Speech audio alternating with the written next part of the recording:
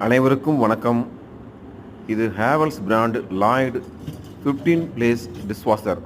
மேலே உள்ள ட்ரேயில் ஸ்பூனு மற்ற இடங்கள்லாம் போட்டிருக்கோம். ரெண்டாவது ட்ரேயில் எவ்வளோ அடிக்கணும் பாத்திரம் அடிக்கணும் பார்த்துருங்க. மூணாவது ட்ரேயில் எவ்வளோ பாத்திரம் அடிக்கணும் பார்த்துக்கோங்க. இப்போ எல்லாத்தையுமே நம்ம உள்ளே இன்ஸ்டால் பண்ணிட்டோம். இப்போ இதில் பவுட்ரு இதில் கொட்டியிருக்கோம். இதில் ரென்சைன் எய்டு ஊற்றிருக்கோம். இப்போ எல்லாத்தையும் லாக் பண்ணிடுறோம். இப்போ டிஷ்வாஷரை நம்ம க்ளோஸ் பண்ணிடுறோம்.